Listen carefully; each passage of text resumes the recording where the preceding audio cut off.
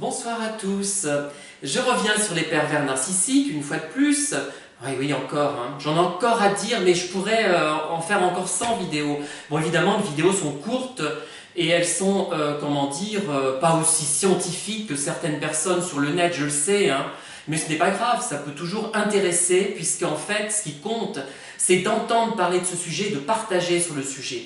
Mais je vais quand même intervenir brièvement sur la question du harcèlement. J'ai reçu un mail d'une personne qui veut garder l'anonymat, donc je ne la citerai pas, mais elle me dit, mais finalement, quand quelqu'un, imaginons un homme qui n'arrête pas de téléphoner à son ex-femme, celle-ci se plaint de harcèlement, mais qui est le vrai harceleur dans le cas? Ça peut être l'homme, ça peut arriver. Mais moi, je prends mon exemple, j'avais promis de ne plus faire appel à mes propres exemples, mais je vais quand même le faire là parce que c'est intéressant. Je me souviens que j'étais en relation avec un pervers narcissique, d'ailleurs que j'ai vite identifié assez rapidement, et nous pratiquions certaines activités ensemble, et ça marchait bien, j'étais très content de ces activités. Ah, je sautais au plafond, je dis c'est formidable, et lui paraissait très content aussi. Et au bout d'un moment, on l'a moins en moins fait, et au bout d'un certain laps de temps, plus du tout. Alors qu'en fait, l'activité marchait toujours aussi bien entre nous. On était fait pour faire ça ensemble. Alors, au bout d'un moment, j'étais frustrée, et j'arrêtais pas de le rappeler, parce que je disais, mais j'ai envie de faire ça, etc. Je comprends pas pourquoi tu veux pas, je restais gentil. Au bout d'un moment, ce monsieur, il a dit, tu me harcèles, je trouve que c'est vraiment très pénible ce que je subis, c'est vraiment du harcèlement.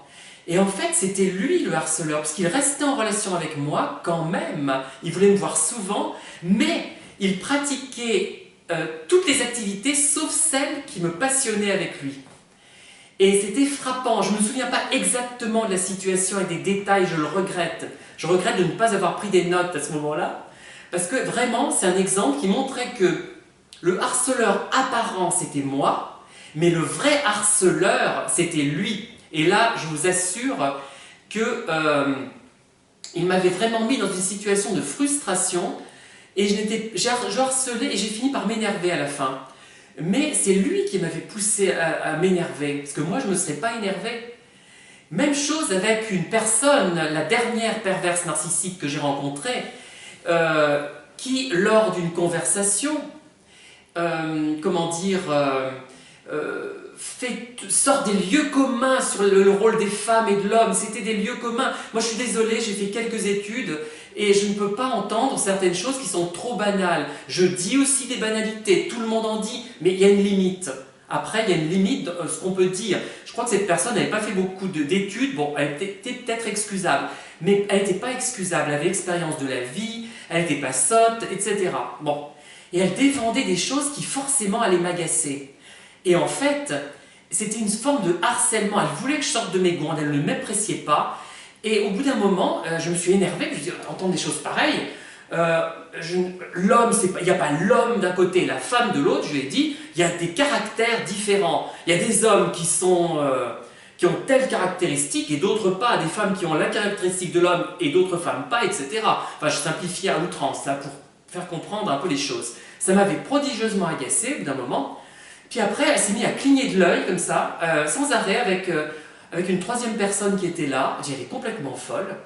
Et là, je me suis dit, il y a quelque chose qui ne va pas, cette femme. Soit elle est complètement folle, complètement oui, soit c'est une manipulatrice. Et par la suite, c'est celle-là même qui a voulu à toute force lire mes livres, parce elle savait qu'elle me connaissait, donc... Elle ne me connaissait pas d'ailleurs, hein. Je n'ai pas relevé ça sur le moment, mais après, ça m'est revenu. Et elle voulait à toute force lire mes livres, et en fait, elle les a lus, mais elle a fait exprès de ne rien m'en dire, de ne pas répondre à mes mails, qui étaient très gentils d'ailleurs, hein. Et elle a fait passer l'information par quelqu'un d'autre, la fameuse triangulation. La personne de la triangulation ne m'a pas cru, et elle reste persuadée que cette personne est fiable et honnête et sincère.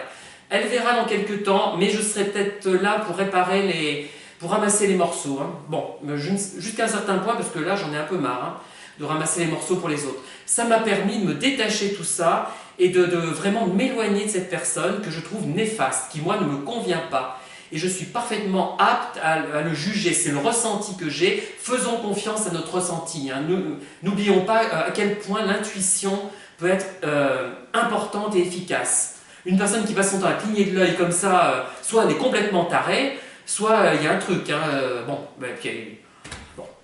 Mais par contre, je refuse de dire comment je l'ai appelé mentalement, cette personne, ça ne serait pas très gentil. Je vous le dirai un jour, quand j'aurai confirmation de sa scélératesse.